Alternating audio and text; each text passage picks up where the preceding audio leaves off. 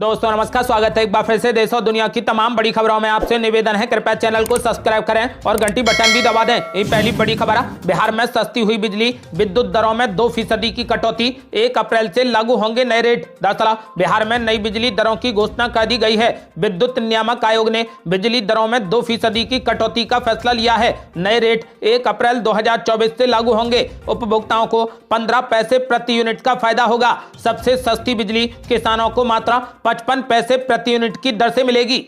अगली बड़ी खबर, पीएम मोदी की बिहार यात्रा में विरोध की आशंका, हिरासत में लिए गए किसान नेता, हो गया भारी हंगामा। दरअसल पीएम नरेंद्र मोदी आज बिहार के दौरे पर रहेंगे। इस दौरान उनकी औरंगाबाद और बेगूसराय में जनसभाएं होंगी। पीएम मोदी की औरंगाबाद रैली में किसानों द्वारा विरोध किए जाने की आशंका है। इसके चलते भभुआ में धरने पर बैठे किसान संघर्ष मोर्चा के महासचिव पशुपति नाथ सिंह को पुलिस ने हिरासत में ले लिया। पीएम मोदी के दौरे से एक दिन पहले इस मुद्दे पर शहर का सियासी पारा गर्मा गया। अपने नेता को हिरासत में लिए जाने के बाद किसानों में उबाल आ गया। किसानों ने इसके खिलाफ शहर की सड़कों पर मार्च निकाला और थाने में पहुंचकर प्रदर्शन किया। प्रदर्शनकारी पुलिस के खिलाफ नारेबाजी करते हुए धरने पर बैठ गए। किसानों का कहना है कि जब तक पुलिस उनके नेता को रिहा नहीं करती तब तक वे यहां से नहीं जाएंगे।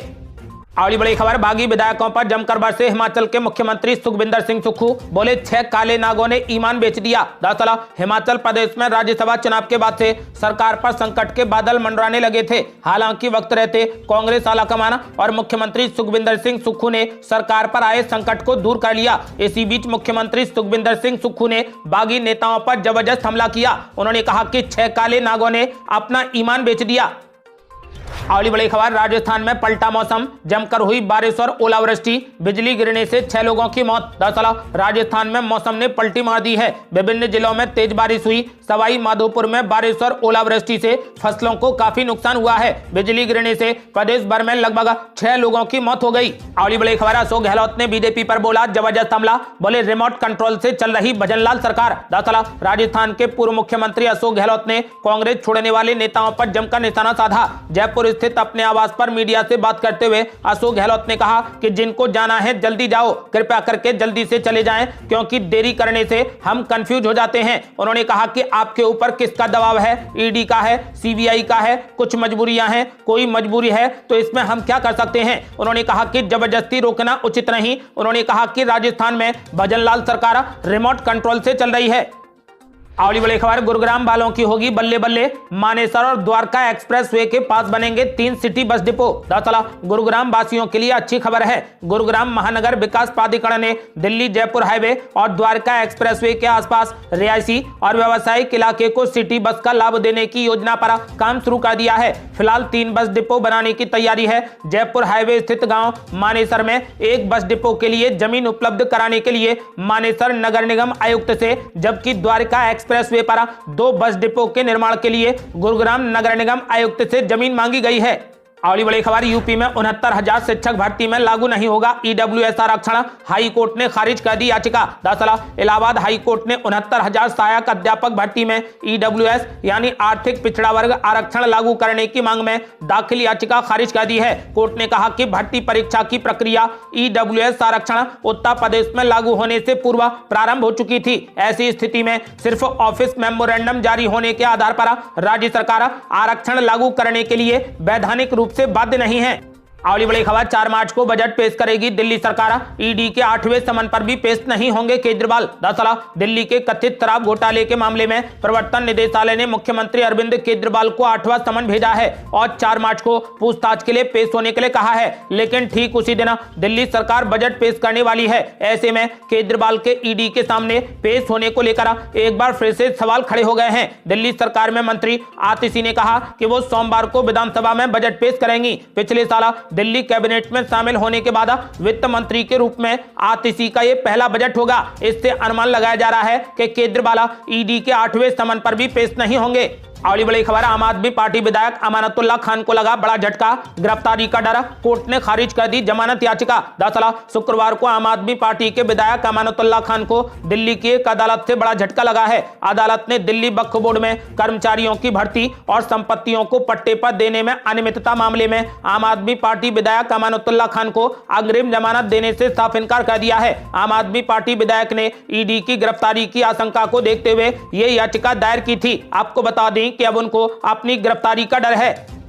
अगली बड़ी खबर, छत्तीसगढ़ में कांग्रेस नेताओं के करीबियों और कई अधिकारियों के घर पर ईडी की ताबड़तोड़ छापेमारी। दरअसल छत्तीसगढ़ में लोकसभा चुनाव के ठीक पहले ईडी की टीम ने कांग्रेस नेता, पूर्व मंत्रियों, अधिकारियों और कारोबारियों के घरों पर ताबड़तोड़ छापा मारा है। ईडी की टीम ने छत्तीसगढ़ के कोरबा, बालोद और कोरिया में रेड की कार्रवाई की। कोरबा में कांग्रेस पार्टी के नेता व पूर्व राजस्व मंत्री जयसिंह अग्रवाल के रिश्तेदार जेपी अग्रवाल के डीडीएम रोड स्थित घर पर ईडी ने रेड मारी है। इसके अलावा पूर्व मंत्री अनिला भेड़िया के प्रतिनिधि पीयूष सोनी के डोंडी निवास पर सुबह से ही ईडी की ताबड़तोड़ छापेमारी चल रही है। आपको बता दें कि यह कार्रवाई महादेव सट्टा ऐप और डीएमएफ से जुड़े मामले को लेकर हो रही है।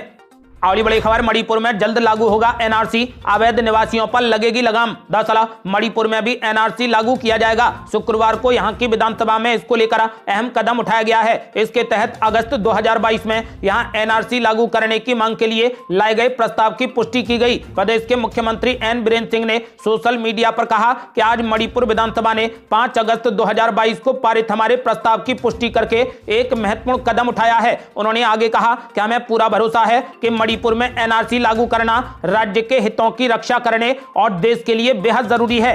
अगली बड़ी खबर, सुप्रीम कोर्ट से आसाराम को लगा तगड़ा झटका, खारिज कर दी रिहाई की अपील, कहा हम कुछ नहीं कर सकते। दरअसल उच्चतम न्यायालय ने बलात्कार के जुर्म में आजीवन कारावास की सजा काट रहे आसाराम की याचिका पर विचार करने से साफ इनकार कर दिया। उच्चतम न्यायालय ने आसाराम की उस याचिका को खारिज कर दिया है जिसमें स्वास्थ्य संबंधी कारणों से सजा निलंबित करने का अनुरोध किया गया था। न्यायमूर्ति संजीव खन्ना और न्यायमूर्ति दीपांकर दत्ता की पीठ ने वरिष्ठ वकील मुकुल रोहतगी से राहत के लिए राजस्थान उच्च न्यायालय का रुख करने को कहा है।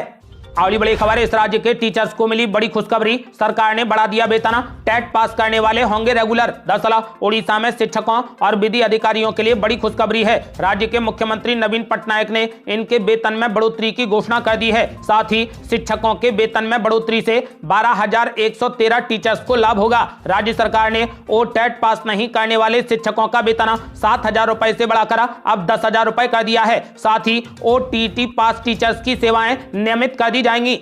अगली बड़ी खबर, बंगाल में पीएम मोदी ने विपक्ष पर बोला जबरदस्त हमला, बोले लूटने वालों को लौटाना ही पड़ेगा, ये मोदी छोड़ने वाला नहीं है। दरअसल पीएम नरेंद्र मोदी ने पश्चिम बंगाल के हुगली के आरामबाग में एक जनसभा को संबोधित करते हुए संदेश खाली मामले को लेकर ममता सरकार पर जमकर निशाना साधा। लोकसभा चुनाव से पहले पीएम मोदी ने कहा कि ये मेरी गारंटी है, मैं बंगाल के लोगों से वादा करता हूं कि लूटने वालों को लौटाना ही पड़ेगा, ये मोदी छोड़ने वाला नहीं है। उन्होंने कहा कि मोदी इनकी गालियों और हमले से डरने वाला नहीं है, झुकने वाला नहीं है। उन्होंने कहा कि जिसने गरीब को लूटा है उसको लौटाना ही पड़ेगा। अगली बड़ी खबर, कर्नाटक विधानसभा में कांग्रेस उम्मीदवार की जीत के बाद लगे थे पाकिस्तान जिंदाबाद के नारे, एफएसएल जांच में हो गई पुष्टि। दरअसल राज्यसभा चुनाव में कांग्रेस उम्मीदवार नासिर हुसैन की जीत के बाद कर्नाटक विधानसभा में मनाए जा रहे जश्न के दौरान पाकिस्तान जिंदाबाद के नारे भी लगे थे। एफएसएल की रिपोर्ट में इस बात की पुष्टि की गई है। बीजेपी ने पिछले दिनों आरोप लगाया था कि कांग्रेस उम्मीदवार की जीत के बाद पाकिस्तान जिंदाबाद के नारे लगे, जिसके बाद ऑडियो और वीडियो को फॉरेंसिक जांच के लिए लैब भेजा गया। लैब में पुष्टि हुई है कि उसमें पाकिस्तान जिंदाबाद के नारे लगाए गए थे।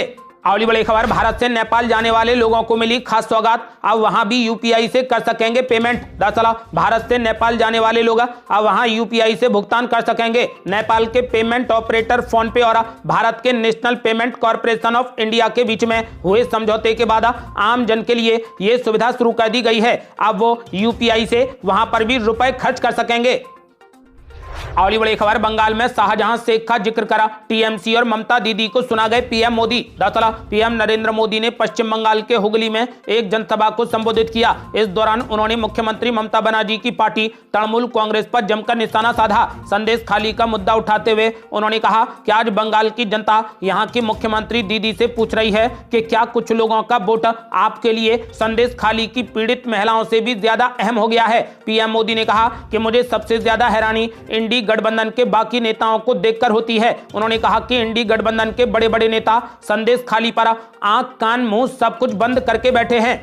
अगली बड़ी खबर, ज्ञानवापी पर मुस्लिम पक्ष की याचिका सुप्रीम कोर्ट में स्वीकारा, इस फैसले के खिलाफ होगी सुनवाई। दरअसल सुप्रीम कोर्ट इलाहाबाद उच्च न्यायालय के आदेश के खिलाफ ज्ञानवापी मस्जिद समिति की अपील पर सुनवाई करने के लिए सहमत हो गया है। इलाहाबाद हाई कोर्ट ने पिछले साल 19 दिसंबर को टाइटल सूट को चुनौती देने वाली मुस्लिम पक्ष की याचिका सहित उनकी 5 याचिकाएं खारिज कर दी थी। साथ ही हाई कोर्ट ने आदेश दिया था कि वाराणसी में मस्जिद वाली जगह पर मंदिर के पुनर्स्थापना की मांग करने वाले मुकदमे सुनवाई योग्य हैं। मुख्य न्यायाधीश डीवाई चंद्रचूड़ और न्यायमूर्ति जेबी पारदीवाला और न्यायमूर्ति मनोज मिश्रा की पीठ ने शुक्रवार को कहा कि हम इस मामले को मुख्य मामले के साथ में जोड़ेंगे। शीर्ष अदालत में याचिका अंजुमन इंतजामिया मस्जिद द्वारा दायर की गई थी। यही समिति ज्ञानवापी मस्जिद के मामलों को मैनेज करती है।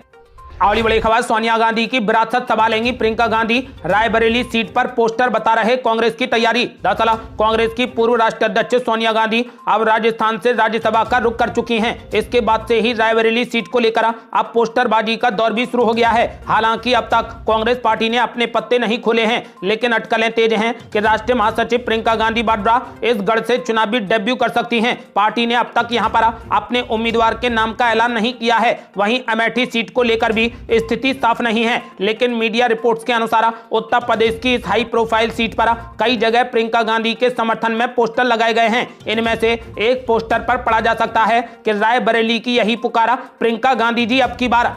अगली बड़ी खबर, जयंत चौधरी पर बड़ा फैसला, 24 घंटे में होगा बीजेपी और आरएलडी के बीच गठबंधन का ऐलान। दरअसल सूत्रों के हवाले से बड़ी खबर यह है कि अगले 24 घंटे में बीजेपी और जयंत चौधरी के नेतृत्व वाली आरएलडी के बीच में यूपी में गठबंधन का औपचारिक ऐलान हो जाएगा। किसान आंदोलन के बीच बीजेपी और आरएलडी के बीच में गठबंधन का फैसला विपक्षी दलों के लिए बड़ा झटका माना जा सकता है।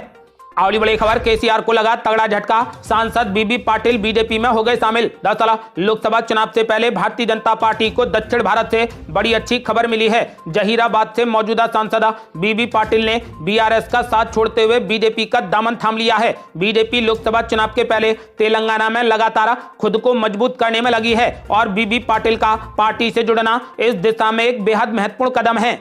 अगली बड़ी खबर, असम में फिर से भड़का सीएए का विरोध, पीएम मोदी के दौरे के दिन विपक्षी पार्टियों ने किया भूख हड़ताल का ऐलान। दरअसल असम में नागरिकता संशोधन अधिनियम का विरोध एक बार फिर से भड़क उठा है। अब ऑल असम स्टूडेंट्स यूनियन और 30 अन्य संगठन इसका विरोध करेंगे। आपको बता दें कि 9 मार्च को पीएम नरेंद्र मोदी असम के दौरे पर रहेंगे। उसी दिन इन संगठनों ने असम के सभी जिलों में 12 घंटे की भूख हड़ताल करने का ऐलान किया है। अगली बड़ी खबर, रामलला के दर्शन करने के बाद उमा भारती ने दिया बड़ा बयान, बोली जैसे अयोध्या में हुआ वैसे ही काशी और मथुरा में भी हो जाएगा। दरअसल मध्य प्रदेश की पूर्व मुख्यमंत्री और राम मंदिर आंदोलन की फायर ब्रांड नेता रही उमा भारती ने शुक्रवार को अयोध्या में रामलला के दर्शन किए। इस दौरान उन्होंने अयोध्या की तरह काशी मथुरा में भी भव्य मंदिर की भविष्यवाणी की है। काशी और मथुरा में भी अयोध्या की तरह कथित तौर पर मंदिर तोड़कर मस्जिद बनाए जाने के विवाद पर उन्होंने कहा कि अयोध्या में खुदाई के बाद प्रमाण मिले थे, पर मथुरा काशी में तो पहले से ही प्रमाण मौजूद हैं। इसीलिए जैसे अयोध्या में हुआ वैसे ही मथुरा और काशी में भी हो जाएगा। अगली बड़ी खबर, संदेश खाली विवाद के बीच पीएम मोदी और मुख्यमंत्री ममता बनर्जी की हुई मुलाकात। दरअसल पश्चिम बंगाल की मुख्यमंत्री ममता बनर्जी और पीएम नरेंद्र मोदी के बीच में कोलकाता स्थित राजभवन में मुलाकात हुई। इस मुलाकात के बाद मुख्यमंत्री ममता बनर्जी बाहर निकली और उन्होंने बताया कि प्रधानमंत्री मोदी से उनकी मीटिंग प्रोटोकॉल मीटिंग थी और इस दौरान कोई सियासी बातचीत नहीं हुई। आपको बता दें कि पीएम नरेंद्र मोदी कल बंगाल के दौरे पर थे। अगली बड़ी खबर, गुजरात में सुसाइड के आंकड़े बढ़े तो मल्लिकार्जुन खड़गे ने साधा पीएम मोदी पर निशाना, बोले चुप्पी बहरा कर देगी। दरअसल गुजरात में पिछले 3 वर्षों में सुसाइड करने वालों के आंकड़े बढ़े हैं। इसको लेकर मल्लिकार्जुन खड़गे ने कड़ी प्रतिक्रिया व्यक्त की। इस मामले पर कांग्रेस अध्यक्ष ने पीएम नरेंद्र मोदी पर भी निशाना साधते हुए कहा कि उनके गृह राज्य की इस गंभीर मानवीय त्रासदी पर उनकी चुप्पी बहरा कर देने वाली है।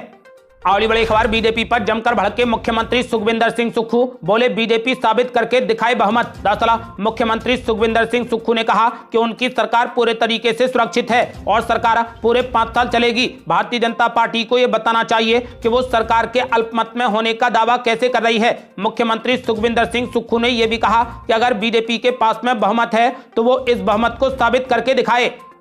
अगली बड़ी खबर, कांग्रेस विधायक नीतू सिंह ने भी दिए पाला बदलने के संकेत। ऑपरेशन लोटस से महागठबंधन में बिखराव। दरअसल बिहार की राजनीति में बड़ा फेरबदल देखने को मिल रहा है। इस दौरान महागठबंधन को नुकसान उठाना पड़ रहा है। आरजेडी और कांग्रेस के कई विधायक बीजेपी में शामिल हो गए, तो वहीं इस बीच बिहार में कांग्रेस की विधायक नीतू सिंह ने भी बीजेपी में शामिल होने के संकेत दे दिए हैं। पटना में पत्रकारों से चर्चा के दौरान उन्होंने कहा कि सांसद बनने का मन कर रहा है। अगर बीजेपी उन्हें नवादा सीट से टिकट देती है तो वे बीजेपी में जाने के लिए सोचेंगी।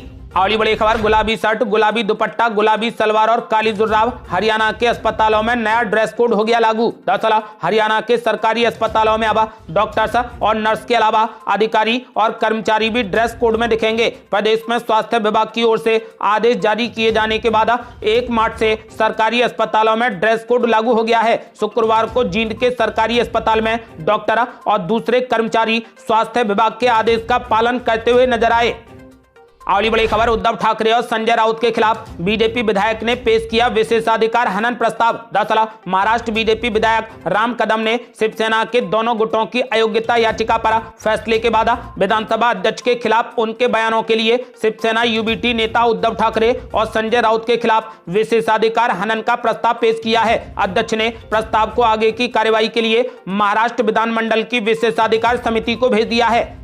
अगली बड़ी खबर, यूपी पुलिस भर्ती परीक्षा का पेपर लीक करने वाला आरोपी किया गया गिरफ्तार। दरअसल उत्तर प्रदेश पुलिस सिपाही भर्ती परीक्षा रद्द होने के बाद एसटीएफ का एक्शन लगातार जारी है। अलग अलग जिलों से यूपी पुलिस की परीक्षा में सेंध लगाने वालों को दबोचा जा रहा है। शुक्रवार को एक बार फिर एसटीएफ ने मुजफ्फरनगर से प्रवीण उर्फा मिंटू बालियान को गिरफ्तार कर लिया है। प्रवीण पर यूपी पुलिस की सिपाही परीक्षा में पेपर आउट करने का आरोप है।